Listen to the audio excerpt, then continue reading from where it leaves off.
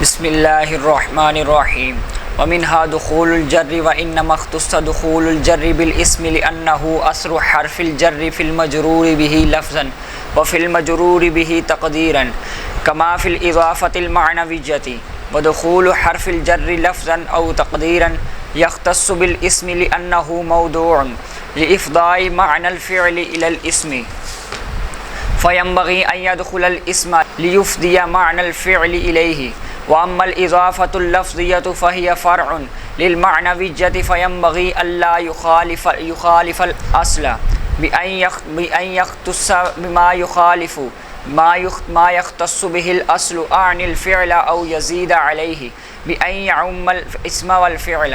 علامہ قافیہ نے فرمایا ومن خواصہ دخول اللام ومن خواصہ دخول اللام والجر دخول اللام والجر کہ اسم کے خواص میں سے ایک خاصہ لام کا داخل ہونا ہے اور دوسرا خاصہ ہے جر کا داخل ہونا۔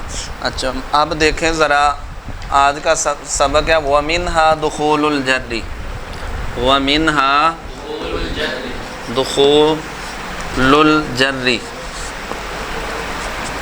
اب متن اس میں ہے واو اور جر، یہ متن ہے والجری درمیان میں علامہ شارح جامی نے دو لفظ نکالے ہیں منہا دخول، یہ متن نہیں ہے، منہا دخول متن ہے والجری۔ منہا دخول سے غرض شارح جامی اشارہ اس بات کی طرف کرنا ہے کہ جو جر ہے نا جر کا عطف دخول پر نہیں ہے بلکہ دخول کے مدخول یعنی لام پر ہے۔ وَمِنْ خَوَاصِهِ دُخُولُ اللَّامِ وَالْجَرِّ میں جر کا عطف کس پر ہے؟ اس دخول پر نہیں ہے بلکہ دخول کا جو مدخول لام ہے نا لام پر ہے۔ تو اب مطلب ہوگا اسم کے خواص میں سے لام کا داخل ہونا ہے اور جر کا داخل ہونا ہے۔ اچھا اس کے بعد دیکھیں جی علامہ شارح جامی فرماتا ہے وَإِنَّمَا اخْتُصَّ دُخُولُ الْجَرِّ بِالْاسْمِ وَإِنَّمَا اخْتُصَّ دخول الجر بالاسم۔ علامہ شارح جامی کی غرض سے بارے سے ایک اعتراض کا دینا ہے، مٹائیں جی یہ اوپر والا۔ اچھا اعتراض یہ ہوتا ہے آپ نے کہا کہ اسم کے خاصوں میں سے پہلا خاصہ لام کا داخل ہونا ہے، دوسرا خاصہ جر کا داخل ہونا۔ سوال یہ ہے کہ جر اسم کا خاصہ کیوں ہے؟ فعل یا حرف کا خاصہ؟ فعل کا خاصہ کیوں نہیں ہے؟ جر اسم کا ہی خاصہ کیوں ہے؟ علامہ شارح جامی نے اس اعتراض کا دیا جواب۔ بات یہ ہے کہ جو جر ہے نا کیا جر اثر ہے حرف جر کا، جر اثر ہے۔ اب علامہ شارح جامی نے اتنی بات کی لِأَنَّهُ أَصْلُ حَرْفِ الْجَرِّ کہ جر اثر ہے کس کا؟ اب آپ دلیل خود مکمل کر لیں کہ جر اثر ہے حرف جر کا اور حرف جر خاصہ ہے اسم کا، تو اس کا اثر جو جر ہے وہ بھی خاصہ ہوگا اسم کا، اس لیے جر اسم کا ہی کیا ہے؟ خاصہ ہے۔ اچھا اب ترجمہ دیکھیں اور اسم کے خواص میں سے جر کا داخل ہونا ہے اور سوائے اس کے نہیں کہ دخول جر کو اسم کے ساتھ خاص کیا گیا، یعنی جر صرف اور صرف کس کا خاصہ بنایا گیا؟ اسم کا۔ کیوں؟ لِأَنَّهُ سے دلیل دے رہے ہیں علامہ شارح جامی لِأَنَّهُ أَصْلُ حَرْفِ الْجَرِّ کیونکہ جر حرف جر کا اثر ہے۔ جر کیا ہوتا ہے؟ حرف جر کا اثر ہوتا ہے۔ فی المجرور بھی لفظاً و فی المجرور بھی تقدیراً، اس میں لفظاً اور تقدیراً کا تعلق ہے حرف جر سے۔ یہ کہہ دیں کس کی ہیں؟ حرف مجرور کی نہیں ہے، کس کی؟ چلو کیونکہ جر حرف جر کا اثر ہے اس اسم میں جو مجرور ہوتا ہے حرف جر کی وجہ سے، اس اسم میں جو حرف جر کی وجہ سے خواہ حرف جر لفظاً ہو اور اس اسم میں جو حرف جر کی وجہ سے مجرور ہوتا ہے خواہ حرف جر تقدیراً ہو، جیسا کہ اضافت مانویہ کے اندر اضافت غلام زیدن، غلام زیدن میں جو زید پہ جر آیا ہے، زید مجرور ہے، مضاف الیہ مجرور ہے، یہ کس کی وجہ سے؟ حرف جر مقدر کی وجہ سے۔ اصل میں تھا غلام لزیدن، غلام لی، تو یہاں یہ جو جر ہے یہ حرف جر مقدر کا کیا ہے؟ اثر ہے۔ چلیے آگے دیکھیں جی مٹائیں بدخول حرف الجر لفظا او تقدیرا یختص بالاسم، ودخول حرف الجر الی آخر، یہاں تک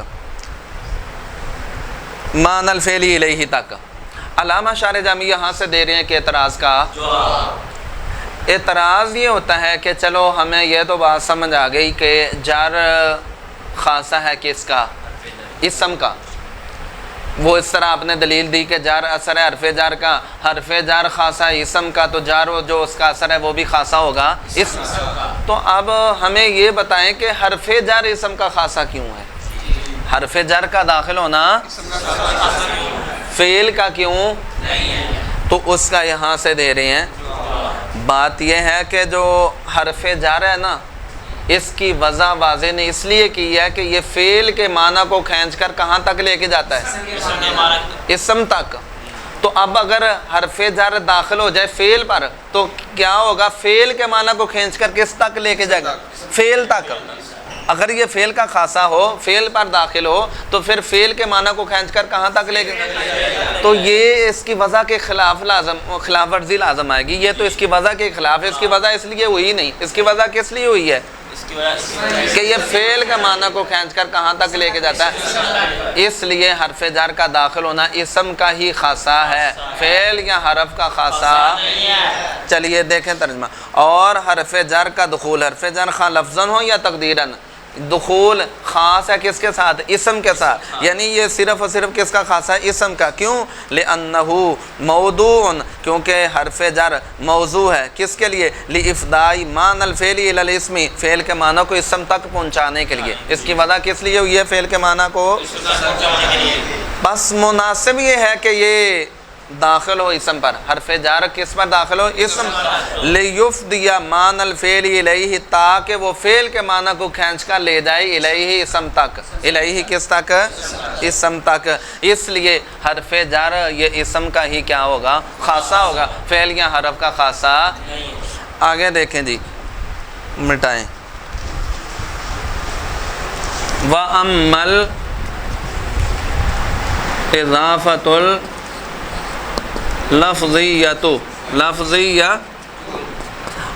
علامہ شارح جامی کی غرض یہاں سے دینا ہے ایک اعتراض کا، اور اعتراض شارح جامی کی اس دلیل پر ہوتا ہے جو انہوں نے دلیل دی تھی لِأَنَّهُ أَصْرُ حَرْفِ الْجَرِّ۔ اس دلیل پر، کس دلیل پر؟ لِأَنَّهُ، اس دلیل پر اعتراض ہوتا ہے۔ اس دلیل پر کیا ہوتا ہے؟ اعتراض یہ ہوتا ہے کہ حضرت یہ جو آپ نے دلیل دی ہے، یہ دلیل دعوے کا مطابق نہیں ہے، یہ دلیل اب اس کی تفصیل سنیں۔ تفصیل یہ ہے، آپ نے اسم کا دوسرا خاصہ یہ بتلایا کہ جر کا داخل ہونا اسم کا خاصہ ہے۔ جر کس کا خاصہ ہے؟ تو اس میں مطلقاً جر کی بات ہے کہ مطلقاً جر اسم کا خاصہ ہے، مطلقاً جر اسم کا خاصہ ہے۔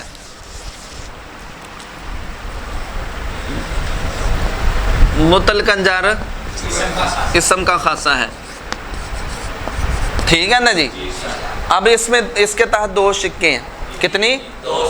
خواہ نمبر ایک، خواہ وہ جر حرف جر کا اثر ہو،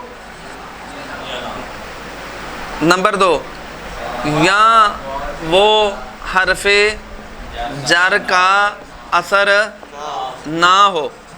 حرف جر کا اثر ہو، اس کی مثال جیسے غلام زیدن، غلام زید کے جو دال کے جر آ رہا ہے دال پر آخر میں، یہ حرف جر کا اثر ہے۔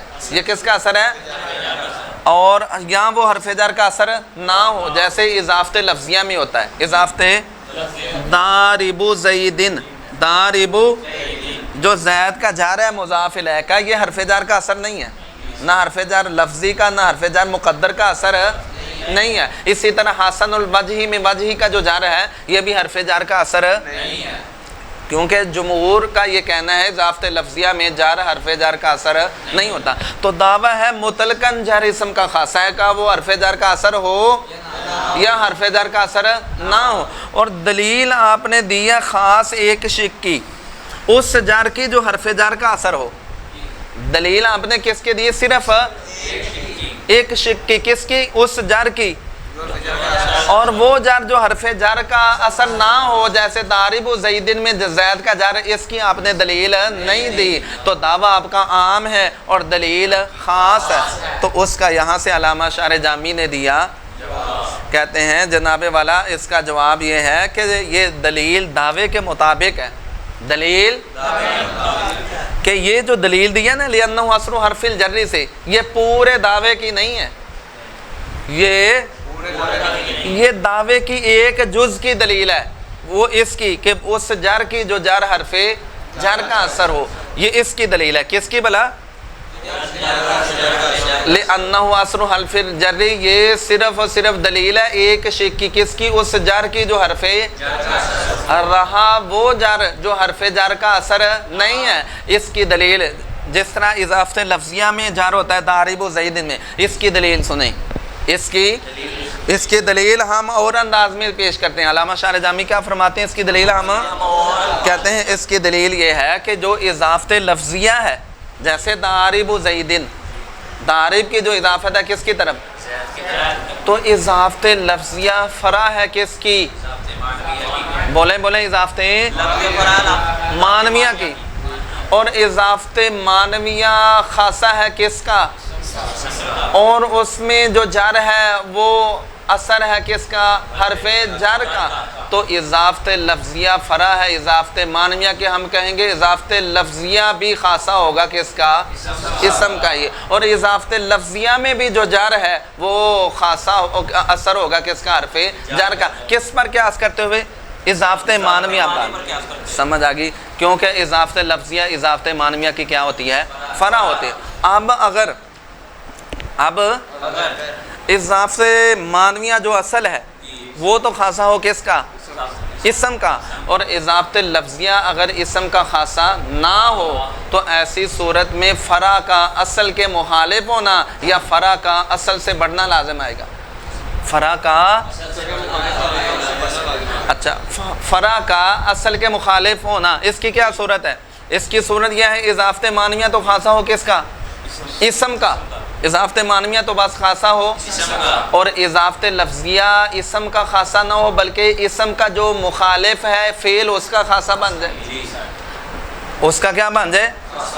مثال کے طور پہ جیسے میں نے مثال دی تھی، عمیر ہے، اس کا دوست ہے عزیر، اور عمیر کا جو بیٹا ہے اس کا نام ہے حسن، مٹائیں ذرا،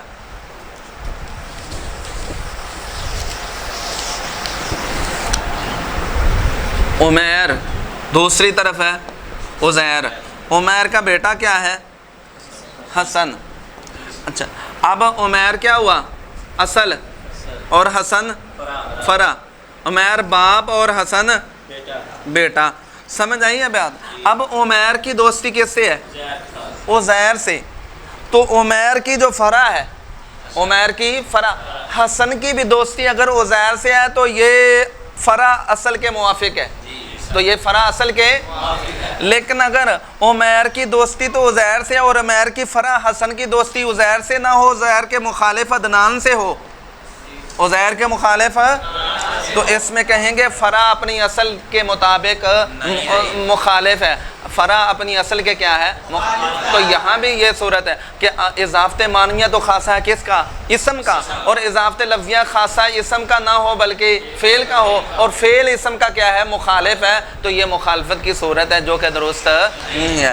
اسی طرح یہاں کہتے ہیں اضافت لفظیہ اگر اسم کے ساتھ خاص نہ ہو تو اضافت لفظیہ کا اضافت معنویہ سے اپنی اصل سے بڑھنا لازم آئے گا۔ بڑھنے کی صورت کیا ہے؟ بڑھنے کی صورت یہ ہے اضافت معنویہ تو خاصہ ہو بس کس کا؟ اسم کا، اور اضافت لفظیہ جو ہے یہ میڈم اسم کا بھی خاصہ ہو، سمجھ آگئی کہ نہیں؟ تو یہ اپنی اصل سے گویا بڑھ گئی جو کہ درست نہیں ہے۔ تو یہ اس انداز میں ہم نے دوسری شک کا کیا دیا؟ جواب دیا۔ اس جر کا جو حرف جر کا اثر نہیں ہوتا جیسے اضافت لفظیہ میں، اس کا ہم نے اس انداز میں کیا دے دیا؟ جواب دیا۔ چلیے جی اب دیکھیں ترجمہ دیکھیں، کہہ رہے ہیں اور بہرحال اضافت لفظیہ تو اضافت لفظیہ فرع ہے اضافت، بس مناسب یہ ہے کہ اللہ یخالف الاصل، فرع اصل کے مخالف نہ ہو۔